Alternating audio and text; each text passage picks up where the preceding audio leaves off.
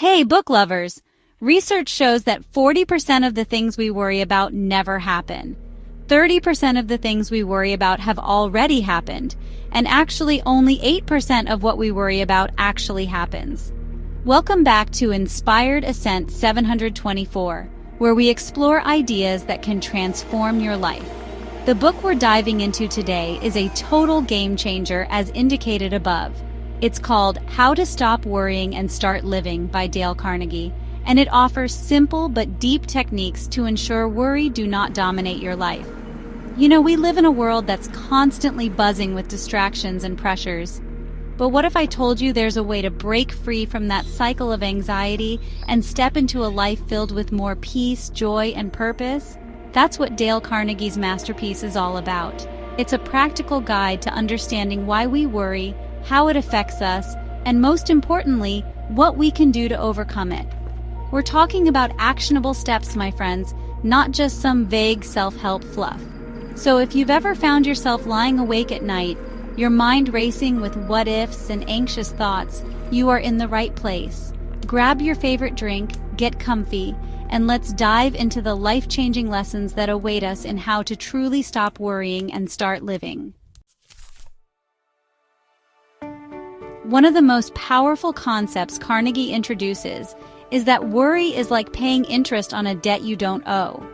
When we worry, we're borrowing trouble from the future, agonizing over things that might never happen.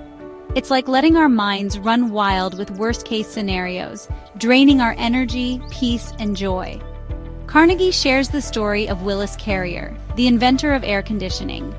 Carrier faced a business disaster but asked 3 questions. What's the worst that can happen? Can I accept it? What can I do to improve it? By accepting failure, he freed his mind to find a solution and revolutionize the world. It's not uncommon to feel like your mind is a runaway train, racing from one anxious thought to the next right from the moment you wake up. You're replaying past mistakes, stressing about future deadlines, and missing the present moment. Carnegie's advice? Live in day-tight compartments. Like a ship's watertight compartments, contain your worries to protect your peace of mind. Focus on today, the only day we have control over. Ask yourself, what's one thing I can do today to move forward, and how can I be fully present, appreciating the simple joys around me? Sure, gorgeous book lover. As we dive into one of the favorite parts of Dale Carnegie's wisdom, a simple yet life-altering formula that can truly set you free from unnecessary fear and worry. Are you ready for this? It's a game changer. Carnegie gives us these 8 powerful words. Ask yourself, what's the worst that can happen? Prepare to accept it. Then calmly work to improve on the worst. Think about that for a second. When we allow ourselves to truly accept the worst-case scenario, something magical happens. Instead of being paralyzed by fear and anxiety, our minds become free to focus on what really matters, solutions. Let's take public speaking as an example. It's a common fear, right? But what's the absolute worst that could happen when you get on stage to speak? You might stumble over your words, maybe even blank out for a moment. But can you accept that as a possibility? Of course you can. And once you do, you can focus on preparing, practicing, and owning that stage. See how that works? When we embrace acceptance, fear loses its power over us. We're no longer battling against the unknown, but calmly and confidently navigating towards a brighter outcome. Remember, my friend, you are powerful beyond measure.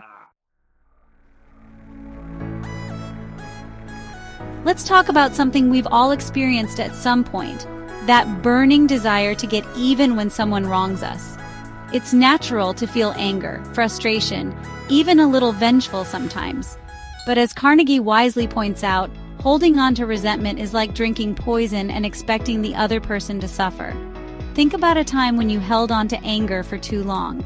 Did it change the situation? Did it make you feel better? Chances are it only created more negativity and pain within you. Forgiveness, my friend, is not about letting the other person off the hook.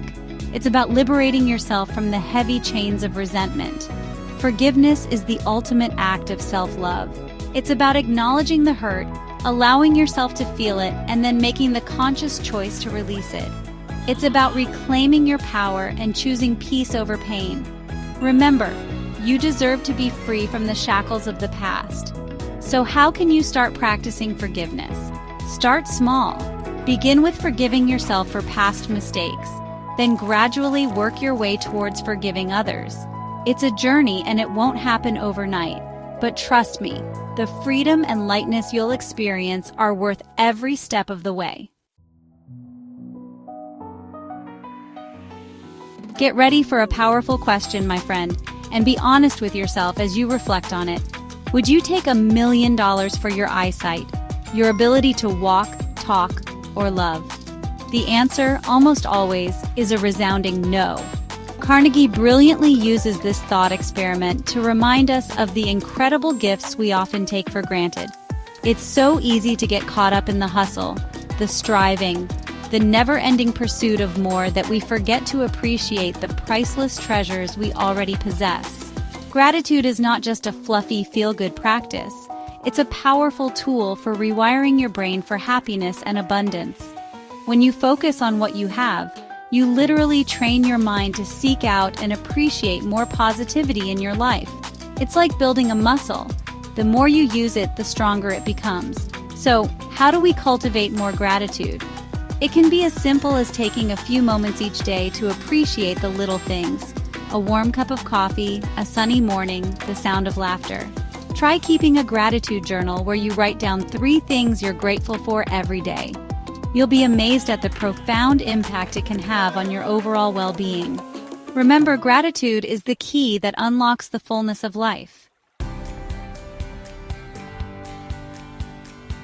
Have you ever noticed how worry tends to creep in when you're idle, when your mind has too much time to spin on repeat? Dale Carnegie calls this the busy cure, and it's something I've found to be so true in my own life. But here's the key, and it's a big one. It's not about mindless busyness, just filling your schedule to avoid feeling your feelings. It's about engaging in activities that truly matter, that light you up, that make you feel alive. Think about it. Learning a new skill, volunteering your time to help others, diving deep into a passion project that sets your soul on fire. These are the kinds of actions that silence unnecessary worry and fill you up with purpose. When we're actively engaged in creating, contributing, and growing, our minds simply don't have the bandwidth for those anxious thoughts to take root. So ditch the busy work and embrace the transformative power of purposeful action. Your peace of mind will thank you. Let's talk about indecision for a sec, because let's be real, we've all been there. That feeling of being stuck in a loop of what-ifs and maybes can be totally paralyzing. And you know what? Dale Carnegie was onto something big when he said, "Inaction breeds doubt and fear. Action breeds confidence and courage." Indecision is like this breeding ground for anxiety, but the beautiful thing is, we have the power to choose differently. Instead of overthinking every single angle, what if you gave yourself permission to make a choice? It doesn't have to be perfect. You can always adjust and course correct as you go. The truth is, clarity comes after you take action, not before. So often we're waiting for this magical moment of certainty to strike, but it's in the doing, in the trying, that we figure things out. So, what decision have you been putting off? What's that one thing you know you need to do, but keep finding excuses to avoid? Make the choice, trust yourself, and take that first step. Okay, let's talk about the comparison trap, because in this age of social media, it can feel like we're constantly bombarded with images and stories of other people's highlight reels. It's so easy to fall into the trap of feeling like we're not enough, like we're falling behind. But here's the thing, and I want you to really take this in. Your journey is unique, and someone else's success is not your failure. Dale Carnegie was a big believer in the power of cooperation over competition, and I couldn't agree more. Instead of viewing the world through this lens of scarcity mindset, what if we focused on abundance? What if we celebrated each other's wins, offered support and encouragement, and recognized that there's enough room for all of us to shine? When we shift our perspective from competition to collaboration, something magical happens. We tap into this incredible power of collective growth and support. We rise together, we learn from each other, and we create this beautiful ripple effect of positivity and abundance. So friends, the next time you find yourself scrolling through social media feeling that pang of comparison, take a deep breath and remind yourself this is not a zero-sum game. There's enough success, joy, and abundance to go around to everyone who desire and take action to go for it. Hope this book's lessons has been life-transforming so far. Now let's talk about the incredible power of positive self-talk. Yes, we all have that inner voice, right? It's that constant chatter that can either lift us up or drag us down. And let's be real, sometimes that voice can be a total downer. But guess what? You have the power to change the tune. Just like you wouldn't let a friend constantly put you down, you shouldn't let your inner critic run wild. Carnegie's wisdom here is all about becoming your own biggest cheerleader. Instead of focusing on your flaws and shortcomings, start focusing on your strengths, your wins, and all the amazing things you've already accomplished. Remember, your thoughts become your reality. So choose thoughts that empower you, thoughts that make you feel unstoppable. According to Lao Tzu, watch your thoughts, they become your words. Watch your words, they become your actions. Watch your actions, they become your habits. Watch your habits, they become your character. Watch your character, it becomes your destiny. Alright, let's talk about something that might seem simple but is absolutely crucial for living your best life: getting enough sleep. I know in our hustle and go world, sleep can sometimes feel like a luxury, something we can skimp on when we're short on time. But here's the thing, sleep deprivation is a recipe for disaster. It amplifies anxiety, clouds your judgment, and makes it way harder to handle challenges. Carnegie knew this back in the day, and science has only confirmed it since then. When you're well rested, your mind is sharper, your mood is brighter, and you're just more equipped to handle whatever life throws your way. So make sleep a non-negotiable, my friends. Prioritize those 7 to 8 hours of quality shut-eye. Trust me, your mind, body, and spirit will thank you for it. Wow, you guys, we covered so much ground today. We explored 10 powerful life lessons from Dale Carnegie's timeless classic, How to Stop Worrying and Start Living.